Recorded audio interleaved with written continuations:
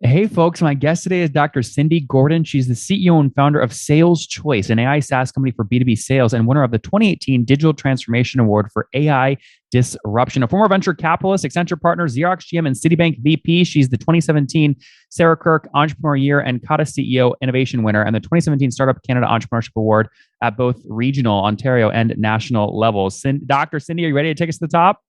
Well, Nathan, with your leadership, I'm ready to go. All right, that's a heck of an intro. You have won a lot of things. Let's see if that's translating into business success here. What is SalesChoice doing? Is it a pure play SaaS business? It is a pure play SaaS business. We mainly focus on analyzing Salesforce data sets to predict sales forecast outcomes with trusted AI practices. Interesting. So does that mean your main growth channel is the Salesforce App Exchange, where Salesforce, Yeah, yeah, installations add you on top? yeah. We're only integrated with the App Exchange at this point, although we have an open API.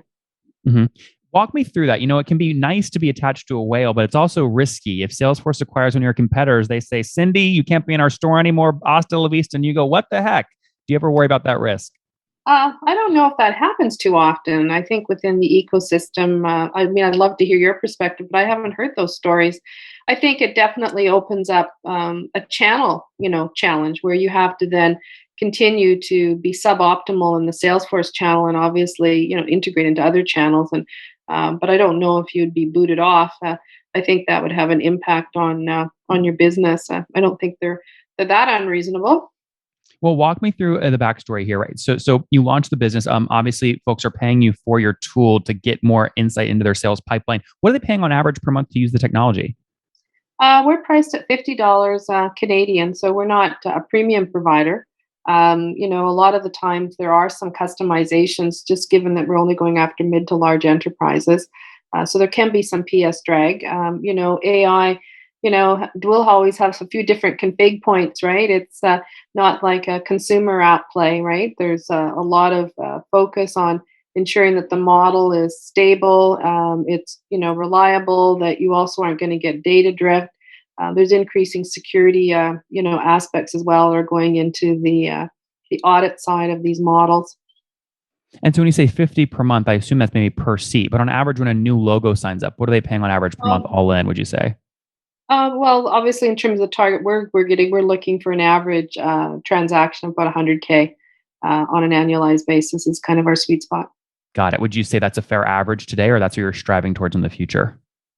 I think we're still learning in all sincerity, Nathan, because, we started off just doing the opportunity scoring and the forecasting, but we've pushed beyond that. Like, so our software is, only three keystrokes, so that's quite remarkable. So our UI is very clever. And we've moved into the behavioral analytic insights where we're doing psychographic profiling, sentiment mining, so exposing the emotional intensity through NLP methods. So I wouldn't want us to just say forecasting. I think our vision's very much now around ending revenue uncertainty in all its dimensions. And so it seems like every time we build something, we see another additive aspect to increase the model. And it's endless, right? So Dr. Cindy, just to be clear, you're moving upstream. Your average is not yet $100,000 ACVs. Maybe you're only doing maybe 4 or 5 grand a month per account, but you are moving upstream as you add on these additional features. Is that accurate? No, we basically are averaging a much higher ratio than 4K a month on our clients. Okay, so you're already at like $100,000 ACV average across your current base. It's not just a goal for the future. Yeah. Oh, I see. And I like to get a sense of where people are moving there. Are you trying to basically go deeper into your current base, move more enterprise, or open your top of funnel and actually serve more customers at lower ARPUs? Um, I don't think we're going, like, first of all, are the kind of use case that we have, it only will really work well with upper mid market and large enterprise. Got it. So we're not a small business play at all. Yep. Okay, fair enough. And tell us the backstory here. When did you launch the business? I launched the business in terms of this model about 2013 or the end of 2013. And then we did a patent filing that took us a year. It took us a while to assemble our engineering team. So we started to come into the market probably around late 2014, early 2015 would kind of be the time horizon where we felt we had a good base. And it getting people to pause in sales is always has been an interesting dynamic. I think Gartner Group's done some great work on increasing the visibility of advanced analytics on large data sets. But you can certainly see that in every sales cycle, you are educating the clients, very much so. Dr. Cindy, when you say patents, it sounds like you're really heavy engineering. What's the total team size today and how many engineers? I don't disclose all our engineers only because of all of the folks that are out there to poach them. So I Well, not probably their, I don't want their names. I'm just curious how many you have. Yeah. No, I don't disclose a lot of that detail. I mean, a lot of that can be seen on Owler and things like that, or checking out. But I don't usually disclose too much on the privacy of the company at this point. What does Owler say? I don't know. I'll let you check. You're going to make me do the work here live, so we should pause Uh, while I go look up the number on Owler and then read it back to you. if you want, that's all good. Okay, let me go do that then. Give me a second. No, it's just that we're privately held, Nathan, and I think that's. No, I'm not asking for private information. This is, you just mentioned out. I mean, this is public. Owler's public, right? LinkedIn says you have 14. We're all in. We're probably about 20 here, if that's helpful. I just won't go through. Well, that's exciting. I mean, that's exciting, right? I like to. A lot of people say, they're AI and machine learning, but they have one engineer, and I'm going, yeah, No, that's baloney. yeah, no, we're past that. There was a point we were at that point, though, for sure. Yeah, fair enough. Now, tell me more about how you got this going early on. It sounded like you were really in build mode for 2 years pre-revenue back in 2012, 2013. How did you fund this early on? Was it your own capital, or how'd you do that? Yeah, no, it's my own capital, our family's. I mean, I having been privileged to have had a number of good, successful careers, so you could take a little bit more risk, right?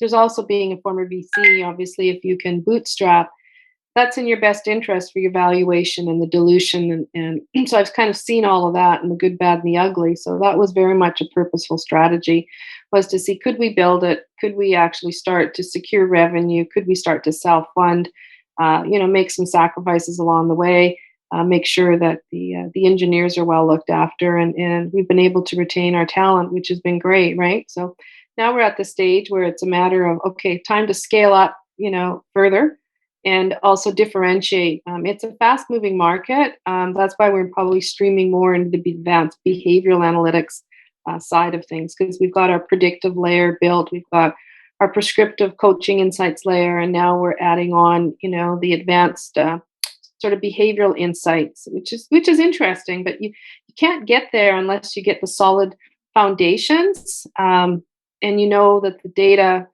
will have the insights that you need to drive to that more guided selling, actionable. So you're not just, surfacing crap. It's so easy to surface crap with these AI agents, and salespeople have they have zero patience. If you're not delivering value from the get go, it won't last. So, Dr. Cindy, you get this to market in 2014. I assume maybe you signed up your first customer that year as well. You now have 7 years of growth under your belt. How many customers are you now serving today? I won't disclose that, Nathan. Again, we're privately held. That's information that I don't disclose. I'm sorry. No problem. Are there any logos you put on your website where you feature case studies that you can talk about? Yeah, of course. Purelator would be our largest account. We have. How do you say that? Sorry, Pure what? Purelator would be, it's a $2 billion company. So that's one of our largest accounts where we're, running all of their insights for, all channels in the company, and very referenceable. So yes, it's on our website with a great deal of pride. Yeah, no, this is great. I mean, so you have Purelator, Quartz, Aspen, Rogers, Mondo. I'm just looking at this now. Versature, Relation Edge. So you have at least 10 customers here, at least 10 enterprise customers you have listed. We have a number of customers. Yes. Yeah, well, I don't want to dig into your private stuff. I'm just literally trying to respect you and say this is what's on the website. You have at least 10 listed here. Yep, we have at least that many. Yep. Is there a sector you're focused on specific? Like, is Purelator and going deeper into that space a focus for you, or are you really serving anyone that needs this sales intelligence tools? That's a good question. I think we've decided we're going to really double down hard on just two industries. I think we've maybe gone a little bit too broad. I think the two that are the most promising are probably the transportation logistics and probably the broad technology sector. They just have higher adoption ratios in terms of, they usually have a lot of data as well, and they're not still working through understanding data science or advanced analytics. Like, they're kind of ready to take the next step, right? And that's what's really important with finding the right kind of customer. They need a lot of data, and they have to have a fair bit of process discipline Hmm. in the culture. So they've got more data quality that's been optimized. Now, this makes a lot of sense. Now, you mentioned the importance of being bootstrapped, and you saw it firsthand being a former VC. So, are you bootstrapped today, or have you raised capital? We're just starting to peak out. There comes a point where, in order to scale faster, you need, even deeper, resources. So we are starting to do our pitches and get out and be visible. Haven't. Let's put it this way: there's never enough time in the day to balance being an operator and raising, capital. But we are poking our head out, Nathan, and hopefully over the next 6 to 12 months, we'll have secured our first round.